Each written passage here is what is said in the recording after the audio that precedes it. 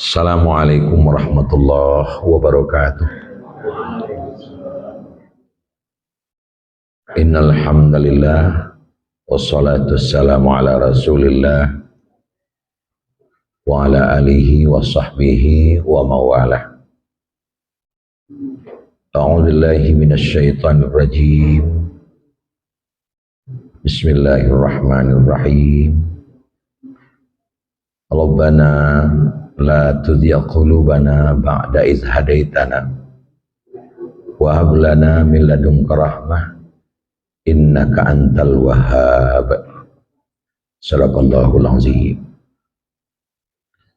Kaum muslimin, Bapak Ibu jamaah yang dirahmati Allah, mengawali perjumpaan kita dalam pengajian merupakan pengajian pertama dengan saya setelah Ramadan, dengan mengacungkan rasa syukur yang sedalamnya kehadirat Allah Subhanahu wa taala. Setidaknya ada dua rasa syukur.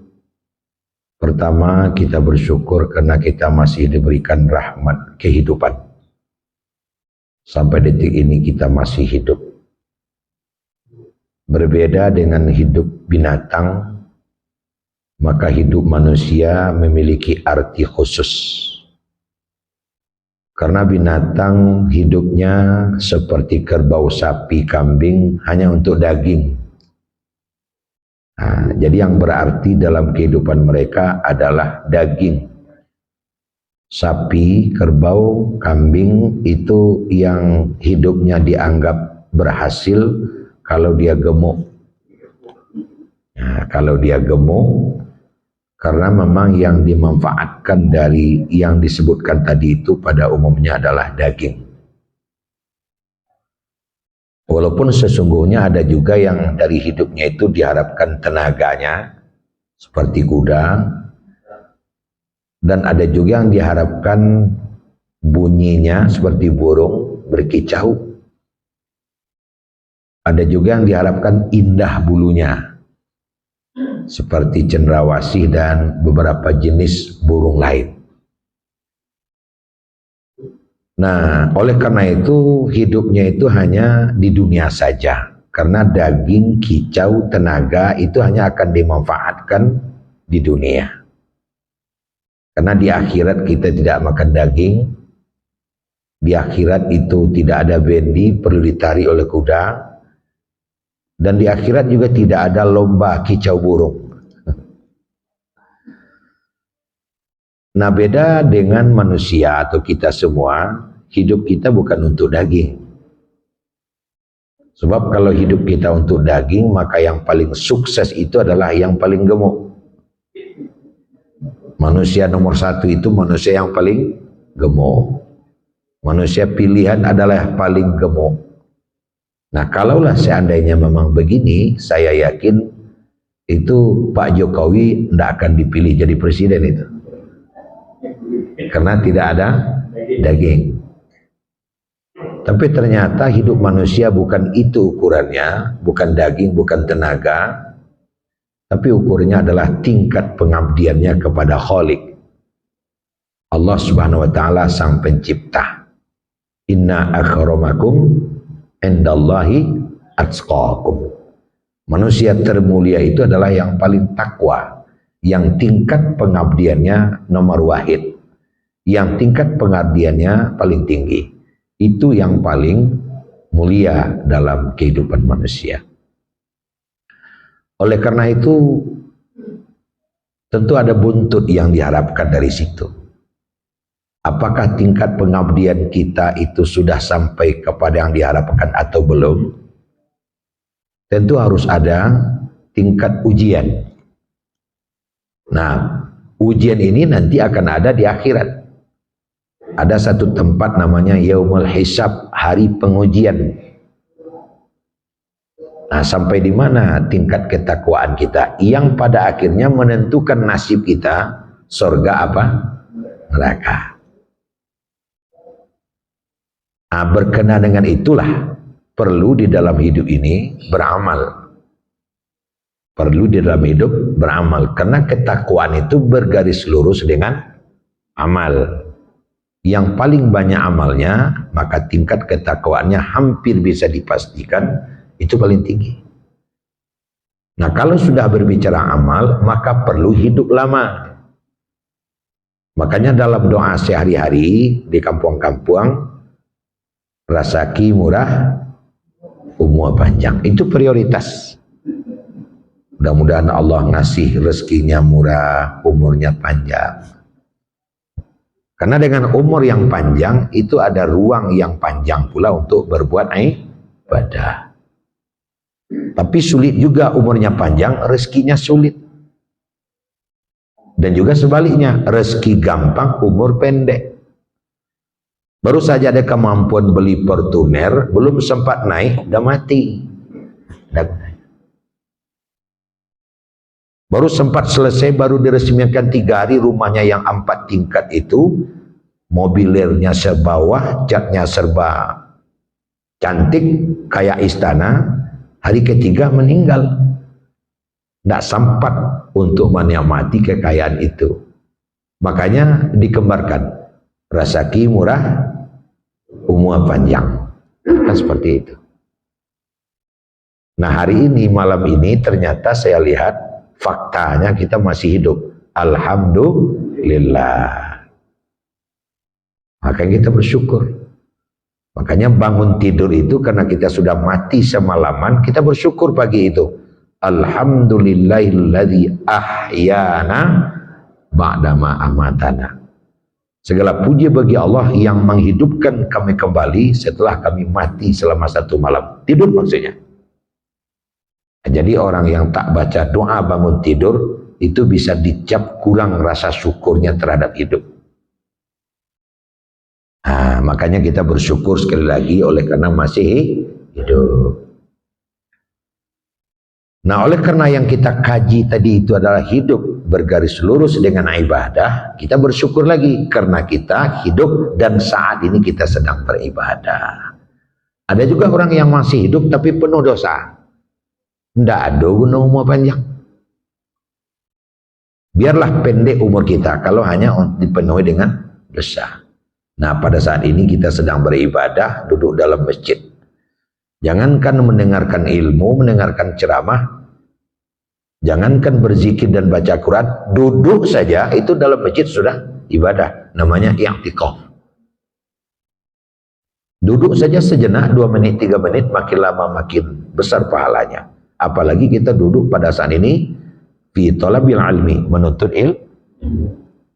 Man kharaja fi talabil ilmi fahuwa fi sabilillahi hatta yarji'. Siapa yang keluar dari rumah tujuan pergi menuntut ilmu, itu hukumnya sama dengan fi sabilillah hatta yarji', sampai pulang. Jadi kalau ada di antara kita yang meninggal sampai pulang nanti ke rumah, itu syahid itu. Masuk surga. Karena orang syahid itu kontan-kontan mendapat surga. Dakhalal jannah, langsung masuk surga. Nah, itu lagi-lagi kita syukuri 2 itu. Kemudian selawat beriring salam kita mohonkan kepada Allah untuk selalu disampaikan kepada Nabi kita Muhammad sallallahu alaihi wasallam. Allahumma shalli ala Muhammad wa ala alihi wa sahbihi wa ummatihi hatta yaumil qiyamah. Nah, Bapak Ibu jamaah sekalian, Rabbana la tuzigh qulubana. Ya Tuhan, janganlah Engkau cenderungkan hati kami kepada kejahatan ba'da idh hadaitana, setelah Kau menunjuki kami. Innaka antal wahhab, dan Engkau adalah Maha Pemberi. Wahab lana min ladunka rahmah, berikan kepada kami rahmat di sisimu, karena Engkau adalah Maha Pemberi rahmat. Itu dasar pengajian kita malam ini. Bahasannya kita mulai dari sini Bapak dan Ibu. Ternyata dalam kajian tauhid, iman itu ada 4 macam. Jadi tipe iman itu ada 4 macam. Ada iman itu yang makin lama makin kuat. Yang kedua, iman itu makin lama makin lemah. Yang ketiga, iman itu tetap frekuensinya itu tetap, tidak turun, tidak naik. Dan yang keempat, tipe iman itu naik turun. Tipe pertama, iman itu yang makin lama makin kuat. Ini adalah imannya para nabi dan rasul. Jadi iman nabi terkuat itu pada saat inna lillahi wa inna ilaihi raji'un. Karena iman itu makin lama makin kuat. Pas meninggal itu terkuat imannya. Itu iman nabi dan rasul. Nah, yang kedua, makin lama makin lemah. Ini imannya setan iblis ini. Jadi iman iblis itu paling tipis itu nanti pas hari kiamat.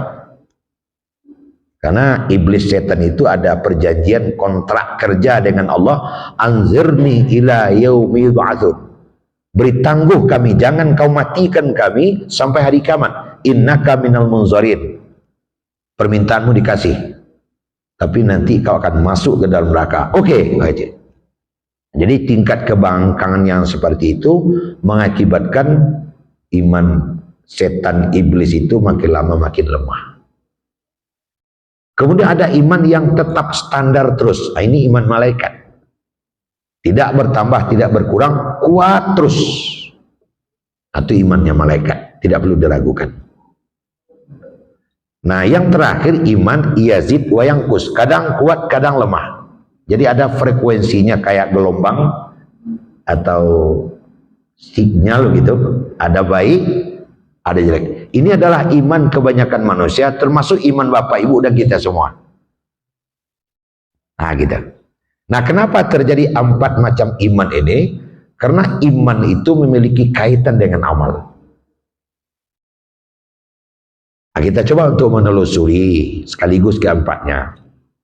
Dalam Al-Quran itu ada 3 ayat yang selalu berpasang-pasangan. Itu kapanpun dan dimanapun. Pertama, ati Allah pasangannya, wa ati Rasul. Itu di Tawalib aja dulu. Masuk juga sekarang. Ati Allah wa ati Rasul. Tidak bisa ati Allah saja, kemudian ditolak wa ati Rasul, ya nggak bisa. Makanya ingkarus sunnah nggak benar. Karena ada petunjuk umumnya di dalam Al-Quran, tapi uraiannya di sunnah, di hadis-hadis Nabi. Makanya Al-Quran diterima, sunnah diterima. Ati Allah wa ati Rasul. Jadi nggak bisa nggak diterima dari Rasul. Nah, itu pasal yang pertama. Yang kedua, setiap ada aqimus shalah pasangannya wa atuz zakah. Nah, di setiap aqimus shalah itu ada temannya wa atuz zakah. Kalau tadi ati Allah adalah hablum minallah, horizontal, vertikal. Wa ati Rasul, nah itu Rasul sesama manusia, horizontal. Maka salat dan zakat juga demikian. Aqimus shalah, dirikan salat, hablum minallah. Wa atuz zakah, hablum minannas. Nah, jadi merupakan 2 yang tidak bisa dipisahkan, 2 sejoli. Jadi rajin sholat, zakat nggak dibayar, nggak mau. Atau sebaliknya, seluruh zakat dikeluarkan, tapi sholatnya nggak, ya nggak bisa. Jadi ada hablum minallah, ada hablum minannas. Hablum minallah saja nggak bisa, apalagi kalau hanya hablum minannas. Jadi ada dengan Allah dan sesama manusia. Nah, yang terakhir, ini dia yang kita kejar. Ini poin kita. Setiap ada amanu pasangannya wa amilus sholihat, iman dan amal soleh. Nah, ini dia terkait dengan 4 macam tadi. Jadi iman itu kaitannya adalah dengan amal. Nah, Bapak Ibu, dalam konteks ini al-imanu kan nur, iman itu seperti lampu itu. Apa yang kita harapkan dan apa yang kita dapat manfaatkan dari lampu? Cahaya. Jadi yang diharapkan dari lampu itu adalah cahaya. Ada satu rumah itu mahal, mungkin 20 M, lampunya megah, dari Prancis, lalu yang di belakang dari Australia, bukan main, berlapis emas, tapi nggak punya cahaya, nggak ada gunanya. Nah, jadi yang diharapkan dari lampu itu pasti cahayanya. Nah, bagaimana caranya? Makin terang, makin banyak manfaatnya. Makin redup, makin sulit dimanfaatkan. Nah, sekarang bicaranya terangnya itu datang dari mana? Tentu dari api watt yang masuk. Api yang masuk. Makin kuat api masuk, maka cahayanya makin terang. Lemah api masuk, cahayanya lemah. Nggak ada api masuk, maka lampu tidak bercahaya. Nah, lalu kemudian kalau lampu itu adalah iman, kemudian api yang masuk atau apa? Akulah ibadah. Akulah ibadah. Jadi makin banyak ibadah, makin terang iman. Menengah ibadah, menengahlah iman. Tak ada ibadah, maka iman tak ada guna. Makanya sampai macam. Kenapa Nabi dan Rasul imannya makin lama makin kuat, ibadahnya makin lama makin banyak? Kenapa setan imannya makin lama makin berkurang? Dosa makin banyak. Di mana-mana buat dosa. Jadi makin numpuk dosa, makin tipis ibadah, iman makinlah lama. Kenapa malaikat imannya standar terus, kuat terus? Karena dia nyoba ibadah dan tak pernah berdosa. Nah, lalu bagaimana manusia? Kadang kuat, kadang lama. Jauh bergantung kepada ibadah. Kadang taat, kadang malas. Nah itu. Kalau menurut analisa lapangan, kita manusia itu iman kita kalau tanggal 1 sampai tanggal 10 itu kue iman. Bagi pegawai yang menerima gaji kue tanggal 1 sampai tanggal 10 itu imannya kuat banget itu. Assalamualaikum. Satu kedai traktir dibayarkan itu. Nah, boleh kalau tanggal 1 sampai tanggal 10. Tapi kalau sudah tanggal 21, tanggal 25 sampai akhir bulan, hati iman gak lama. Jangan celia jangan ketiang Pak. Lama imannya. Nah, penyebabnya apa? Penyebabnya ibadah yang masuk. Makanya Bapak Ibu hadirin sekalian, tentu belum ada yang dapat menandingi iman Nabi, iman Rasul. Nah, kita ambil salah satu contoh Nabi kita Muhammad sallallahu alaihi wasallam itu imannya sangat kuat. Sehingga Nabi itu di dalam kehidupan sangat tegar, ditempa oleh berbagai macam persoalan, ketek, gadang, sulit, ruwit, muskil, tapi tidak apa-apa. Dia tegar.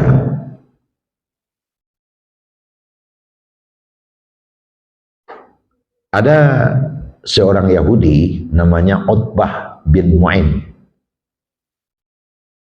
Itu oleh Abu Lahab dipanggil. Utbah, saya Abu Lahab. Ada apa? Kamu mau enggak? Sekarang saya buka lowongan kerja. Kerjanya Tuhan, meludahi Muhammad. Saya akan gaji 5 rial sehari. Dengan syarat sempat meludahi Muhammad 1 kali saja dalam sehari. Kalau sempat 2 kali, saya akan kasih bonus. Sebab sudah saya buka pendaftaran, belum ada yang mendaftar. Kamu mau enggak? Utbah memang dasarnya kurang ajar, dia seorang Yahudi. Ya saya saja katanya. Diterimalah lowongan kerjanya. Apa kerjanya tadi? Meludahi Nabi. Ya kan lumayan 5 dinar sehari. 5 rial sehari. Setiap Nabi lewat ke tempat itu diludahi. Lalu difoto sebagai bukti untuk menerima uang 5 rial. Itu sudah berlangsung berapa lama? Taruh sudah 2 bulan. Setiap Nabi lewat ke lorong itu kena ludah telinganya, kena ludah keningnya. Nabi terus lewat. Kenapa? Ya cuman itu jalan menuju masjid. Pas hari yang ke-61, taruh 2 bulan, Nabi nyampe di situ, udah lambat-lambat jalan, karena ada ludahan yang ditunggu. Sudah Nabi berhenti, nggak ada ludah. Nggak ada ludah. Sahabat bertanya, kok berhenti Nabi? Ya ludahnya belum datang. Pak tunggu dulu. Oh iya, yang terus meludahimu itu namanya Utbah bin Mu'in. Dia adalah seorang Yahudi yang diupah oleh Abu Lahab. Dia sekarang Muhammad sakit. Oh sakit pantasan nggak ada ludah. Mana rumahnya? Itu dekat sana itu, kayak simpang 8. Itu. Nah setelah dapat informasi Nabi bahwa Utbah itu sakit, Nabi langsung mampir singgah ke Abemar. Dibelilah sari roti, dibeli makan yang lain, dan 1 kilo buah-buahan. Dengan tangannya yang mulia dipegang itu masuk asai, terus mampir ke rumah Utbah. Siapa? Kata Utbah, saya Muhammad. Muhammad mana? Iya Muhammad Rasulullah. Dibuka pintu. Utbah menggigil. Apa yang kok dia menggigil? Jangan-jangan Muhammad balas dendam. Kok ada meludahan gini, Pak? Kalau jawabannya begitu. Ada apa? Apa urusanmu? Saya dapat berita, itu di latar belakang oleh saya bertanya, kenapa pagi tadi kita nggak ketemu? Ternyata saudaraku sakit. Ini saya bawakan limau, jeruk, bawa roti. Silakan makan. Ya silakan naik Muhammad. Mukanya merah padam. Dia duduk diam 1000 bahasa. Nah kenapa? Apa yang dirasakan? Dipegang punggungnya. Ya kayak kita lihat orang sakit lah. Apa yang dirasakan? Oh ya agak panas ini. Tapi nggak apa-apa, banyak minum air putih. Karena cuacanya agak panas hari ini. Ini roti silakan makan. Udah diobat belum? Tapi dia diam saja, nggak ada jawaban. Akhirnya dia bilang, Muhammad, saya malu. Malu saya Muhammad. Abu Lahab saja yang terus menyewa aku untuk meludahimu setiap hari, belum pernah nongol melihat aku sakit. Tapi kau yang kena ludah setiap hari, kau pula yang datang melihat aku. Konon kabarnya Utbah ini mengucapkan syahadat, asyhadu an la ilaha illallah wa asyhadu anna Muhammadar Rasulullah. Nah, kenapa Nabi mampu berbuat seperti itu? Imannya sangat kuat. Ini jujur kepada bapak dan ibu.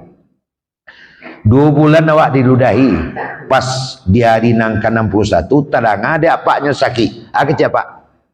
Matilah bajan. Ya yang kang lah ya. Enak aja meludahi. Mudah-mudahan ya kalau dapat mulutnya itu tanggal terbuka. Tapi Muhammad tidak. Nah apa yang ada pada Nabi kita? Imannya kuat. Karena dia tahu urusan azab mengazab, urusan memberikan punishment kalau dalam bahasa kerennya, itu urusan Allah. Maka dia nggak mau bilang begitu.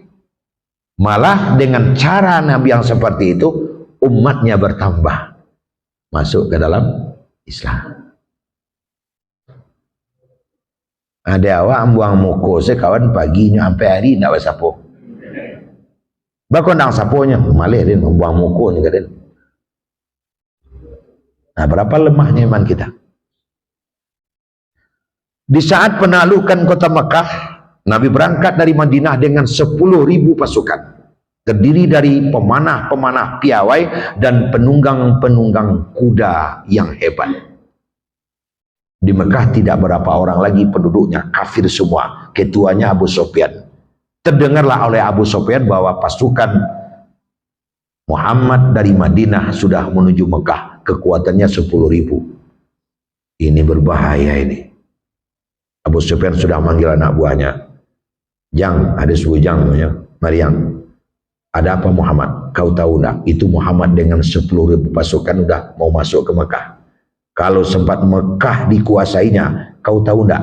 Yang dicencang pertama itu saya. Makanya dia berpita ruah kangko iyo beko dicancangnya dan dia Muhammad atolong jago eteang.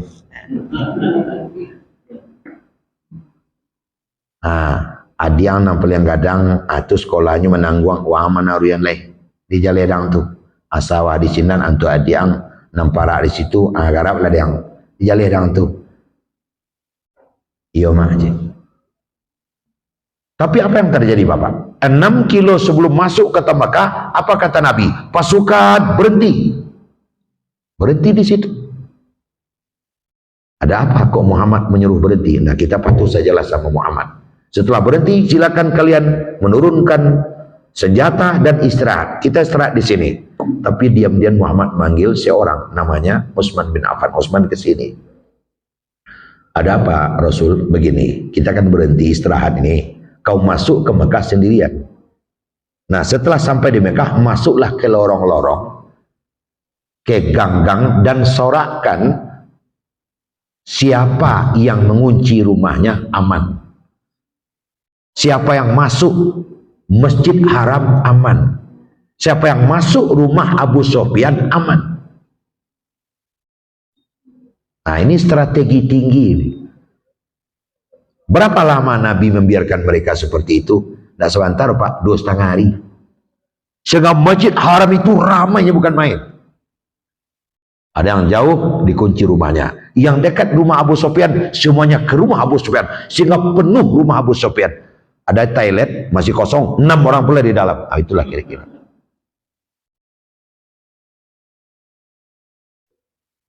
Senin, Selasa, pagi Rabu Abu Sufyan punya pikiran.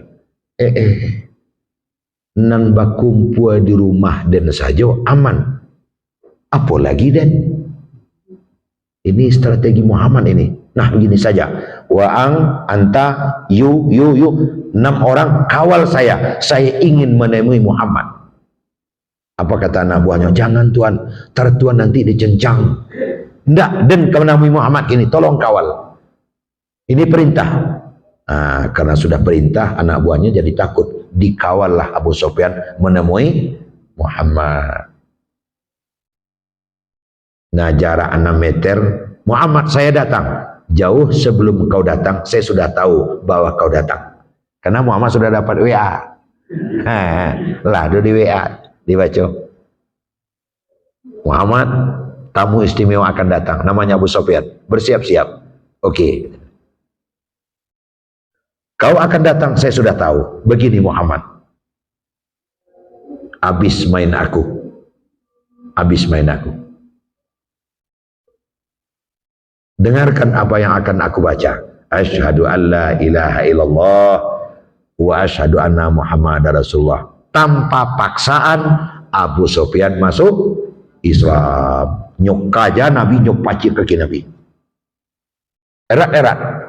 Dibiarkan oleh Nabi barang beberapa saat, kemudian dia pacik bahunya, dia kayak kata bantu senetron deh.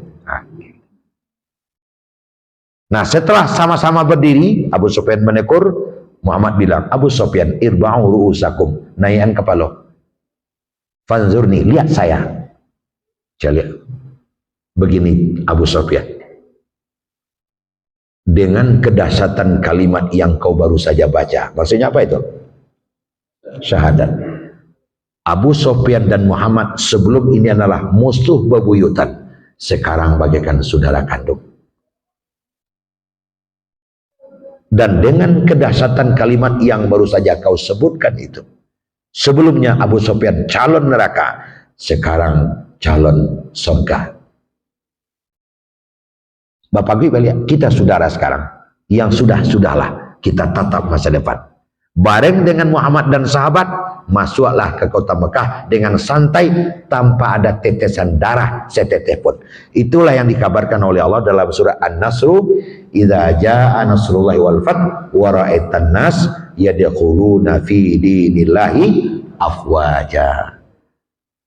Apabila sudah datang pertolongan Allah dan kemenangan, kau lihatlah manusia masuk ke dalam agama Allah berbondong-bondong.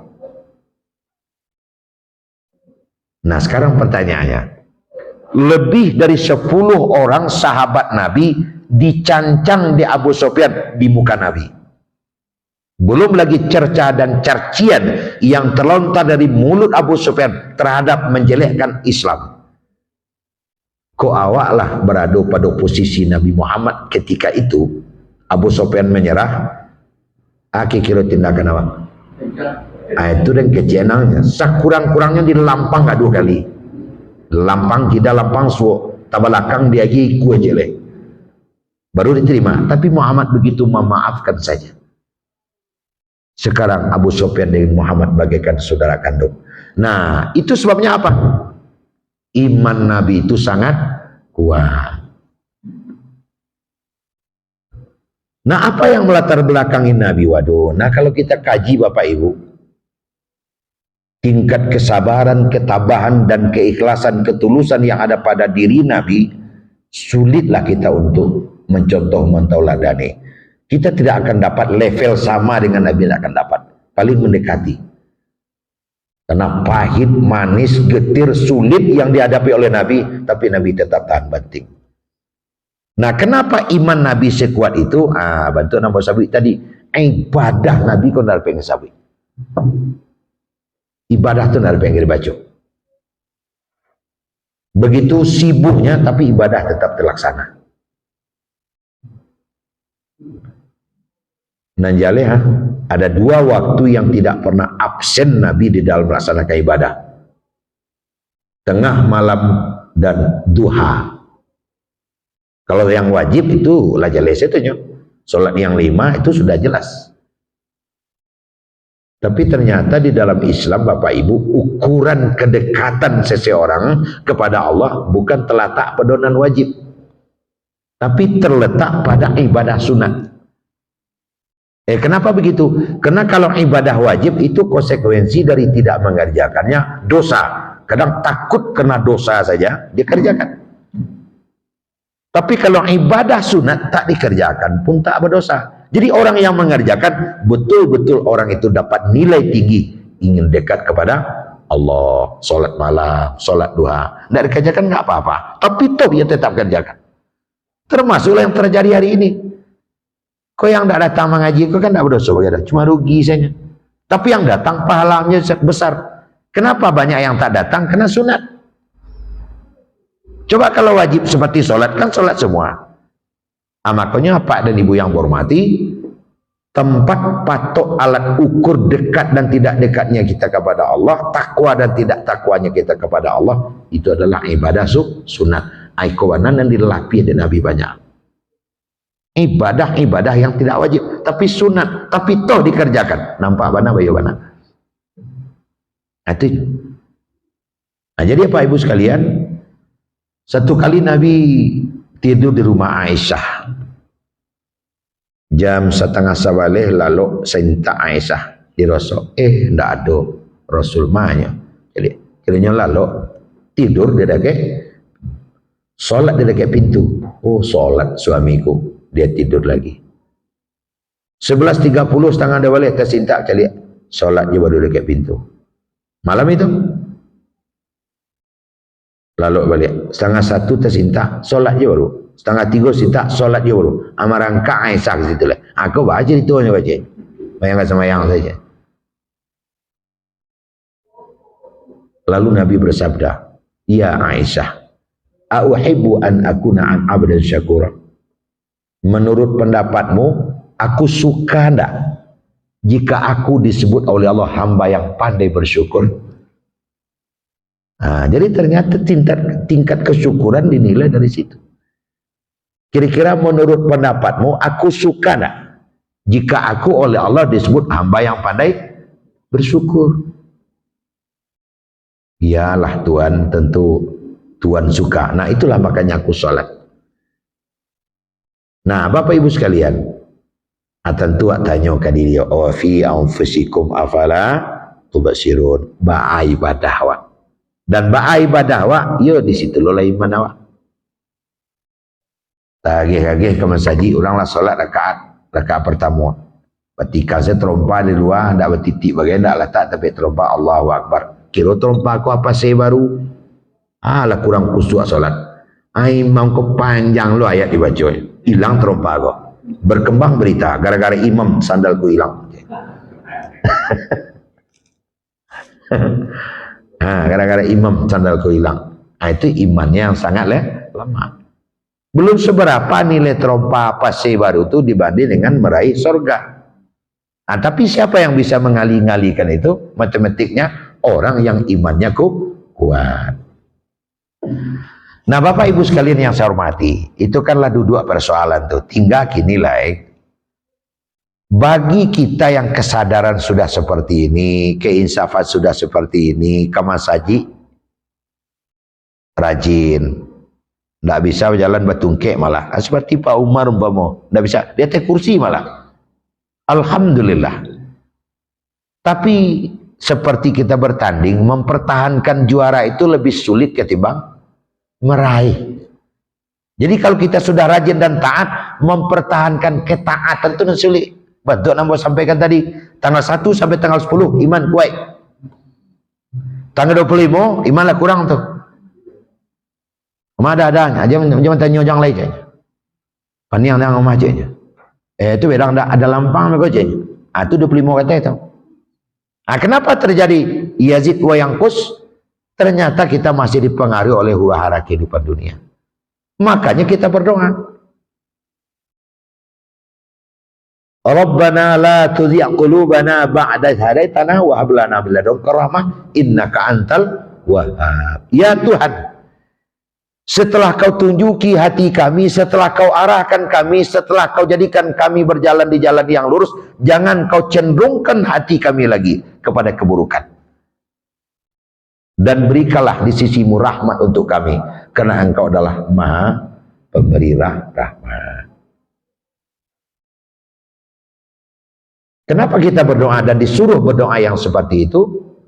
Nah, lain tidak penyebabnya adalah supaya awak jangan sampai iman awak naik turun. Nah, Bapak Ibu hadirin sekalian, kita istiqomah dan terus berdoa yang seperti itu, kadang-kadang awak lupa di dalam membaca doa awak itu. Jadi jo awak masukkan doa awak bantu tadi, la tuzigh qulubana. Ada yang sepadan dengan itu. Allahumma ja'alni 'abdan syakura wa ja'abdan sabura. Ya Allah, jadikan aku hamba yang pandai bersyukur, jadikan aku hamba yang pandai bersabar. Itu doa awak. Kehendak dia rezeki murah, dia umur panjang, itu sedoa. Hendaknya kita juga berdoa, jadikan hamba yang pandai bersyukur, jadikan hamba yang sabar, jadikan hamba yang taat. Karena dalam surat Al-Fatihah kan jelas itu, iyyaka na'budu wa iyyaka nasta'in. Jadi beribadah dulu baru berdoa minta rezeki. Nah sekarang kan tidak, minta rezeki saja modal ibadahnya masih tipih. Nyo baru gi mangko balapo. Begitu. Nah, Bapak Ibu sekalian, lagi pula yang mendorong dan yang mengarahkan kita bersikap seperti ini adalah sebuah keyakinan bahwa bagaimanapun ternyata nanti, ya, Rabbana, ya Tuhan kami, engkaulah mengumpulkan manusia pada hari la raiba fih, pada hari yang tidak diragukan.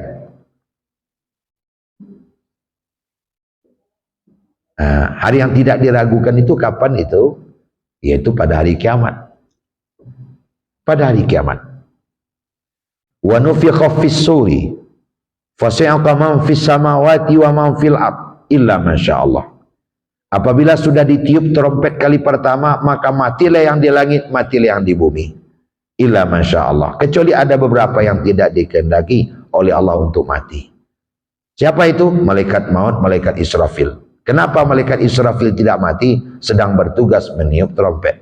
Kenapa malaikat maut tidak mati? Karena sedang bertugas mencabut nyawa. Nah, pada saatnya nanti dua saja yang tinggal lagi. Israfil, Zabaniyah, malaikat maut. Menghadap kepada Allah. Lapor.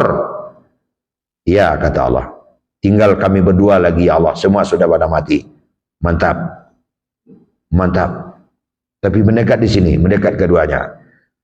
Nah, sesuai dengan yang kalian sudah tahu, setiap yang bernyawa harus mati. Kalian bernyawa enggak? Bernyawa ya Allah. Kalian juga harus mati.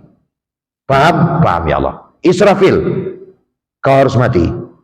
Malaikat maut, cabut nyawa Israfil. Dia nyawa dakian, duduk hanya elo saya mati. Nah, sekarang malaikat maut, tinggal kita berdua saja. Maju Tuhan, mau hanya suri ke belakang. Kita tinggal berdua saja, saya dan kamu, I and you. Nah, gitu. Kamu bernyawa, malaikat maut, bernyawa ya Allah. Kau juga harus mati. Iya ya Allah. Cabut nyawamu sendiri. Akulah malaikat yang bunuh diri. Elo nyawanya matinya. Nah, setelah mati menunggulah lamanya 40. Nah, itu di mahfuzat dipelajari tolik dulu tuh. Menunggulah lamanya 40. 40-nya apa? Tidak ada informasi. Minggukah, bulankah, tahunkah, abadkah, pokoknya 40. 40 apa? Iya enggak perlu pula. Apakah kita mau debat kalau 40 tahun? Apa urusan? Nah, jadi biar sajalah. Tapi yang jelas di dalam Islam, angka 40 itu Bapak memang agak misteri. Banyak yang diukur dengan 40. Nabi Musa dipanggil ke Bukit Tursina 40 hari. Tetangga di sekeliling rumah kita 40 buah rumah. Pergi ke Madinah ada sholat arba'in 40 juga. Ibu sudah beranak sampai 40 aja.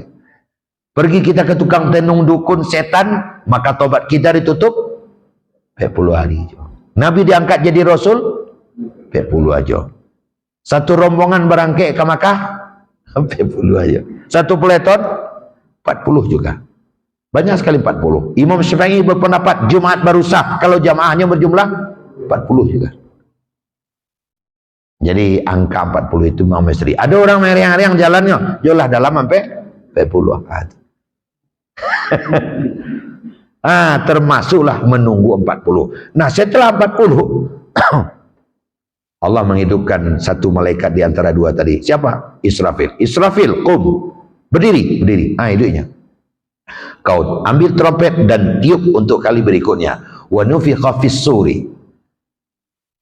Summa nufikha fis sur. Kemudian ditiup kali yang kedua. Fa idzahum qiyan. Maka seluruh yang mati tadi kembali bangkit. Seluruh yang mati kembali bangkit. Cuman seluruh di sini hanya 3 jenis makhluk. Manusia, jin, dan malaikat. Ayam ambo, iti ambo, kambing ambo, kudu ambo, anda ada bangkit lah. Sebab urusannya tidak ada kalau sabui terima. Kamu jual daging tidak boleh, kamu erandang lagi tidak pada boleh. Nah, makanya tidak ada bangkit. Kenapa? Karena yang 3 inilah yang berkepentingan dengan hidup itu. Hidup itu apa? Ujungnya hisab, menimbang dosa pahala. Sehingga nanti kolah. Manusia akan ditimbang, malaikat akan jadi saksi, setan juga akan dimasukkan ke dalam neraka. Jadi kolah nanti gue itu. Nah, Bapak Ibu, lan tughni anhum amwaluhum wala auladuhum. Apa masalahnya? Seketika kita ditimbang satu persatu dengan saksi malaikat, itu tidak akan bermanfaat sedikit pun harta dan anak. Kok masalahnya tanggal 1/10 tadi kan kue iman, Pak. Kan itu baiknya. Tanggal 25 lama iman. Padahal harta dan anak tidak akan sedikit pun mempengaruhi minallahi syai'a. Kalau sudah berhadapan dengan Allah, sedikit pun tidak akan berpengaruh harta. Jadi di video banyak kali sokok saja, sogok saja mereka ridwan, namun enak. Dia guys ketik mereka malik kan tutup pintu neraka untuk awak yang habis.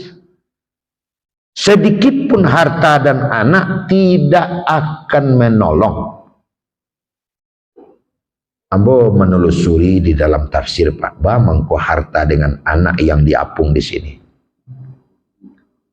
Nah, ternyata inilah primadona pengganggu iman. Pertama harta. Yakin enggak apa enggak? Iman itu memiliki hubungan erat dengan saku-saku.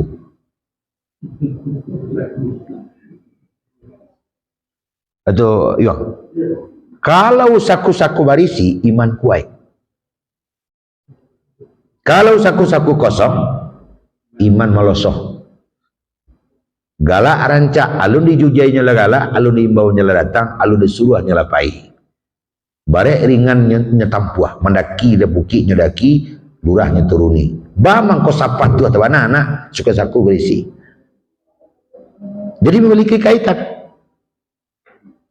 Dan itu tidak bisa ditolak. Dan sering ini yang menjadi ukuran. Cobalah Bapak Ibu lihat secara terbuka saja kita. Terjadi heboh internal kampung, rumah tangga, tetangga, masyarakat, negara. Kenapa ribut? Kenapa perang? Judulnya biasanya harta. tanah, sawah, ladang, kendaraan, itu judulnya. Coba kalian tak, bakal nang siapa diang mada, kecil awak punya pokat tu, kecil nyo loh, pokat nama kau, tu alampe tahu ndak awak pokat tu. Itu yang menjadi celaka. Apa saja, karena di dunia ini tidak ada yang perai, tidak ada makan siang dan pere. Apalagi hari ini semuanya sudah serba dibayar. Mana serba dibayar? Mati sih membayar. Coba di Jakarta kalau tidak ada iuran kita bayar, mayat kita dibongkar. Pergi tinggi buang air kadang bayar bu. Buang air kadang 5.000, buang air ketek 2,5. Asal masuk kan 5.000. Tidak bisa berdebat. Tidak ada keluar. Apa asal masuk kan 5.000 pak? Boleh orang cari lihat. Tidak ada keluar. Tidak bisa. Asal masuk apa? Bayar. Jadi ketika tidak ada keluar dia debat. Tapi kalau pas buang air kadang buang air ketek keluar loh. 5.000 bayar pak. Tidaknya 5.000. Bah kok 7,5 pak? Nyambo jujur. Pas buang air kadang tadi buang air ketek nuril aja. Nah, tidak jujur itu. Jadi hari ini membayar segalanya. Seketik hari ini kalau tidak hati-hati pak, tekan tweet kena pajak pak. Ternyata iman juga dipengaruhi oleh itu. Ustadz saja pengasih ngajian kasih air, kan seperti itu. Aku nampak iman. Padahal yakinlah, betapapun onggoknya harta, lantugani anhum amwaluhum, tidak akan pernah berfaedah. Yang kedua anak. Nyonya jadi anggota dewan, ketua dewan, kini anaknya apa akan banglo rumah? Saja anaknya ketua dewan perwakilan rakyat daerah kok kapal kamu. Kamu itu. Nyonya jadi ketua lu dikadai pak kok. Dan sebaliknya juga demikian. Ayahnya nanti dilantik jadi bupati, anaknya jadi bupati lu mas sekolah. Kan seperti itu. Padahal nanti pada hari yang sesungguhnya masing-masing nafsun binafsin mempertanggungjawabkan seorang-seorang. Yang mempengaruhi apa? Amal tadi. Itulah kaitannya iman tadi ya Pak dan Ibu. Makanya naik turun iman kaitannya ibadah sebagaimana Allah kita sampaikan tadi. Jadi mungkin itu Pak, rancak bana film Tarzan, anak menonton sampai pagi, dia orang lah heboh, orang lah azan, kita mengaji langsung berhenti. Demikian, banyak maaf. Assalamualaikum warahmatullahi wabarakatuh.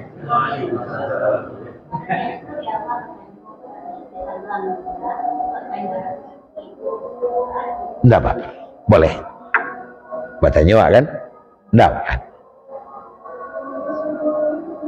Sakinya kan itu? Jabilonya sakit, tidak apa-apa. Tapi lihat situasi lah. Lihat situasi, kau sedang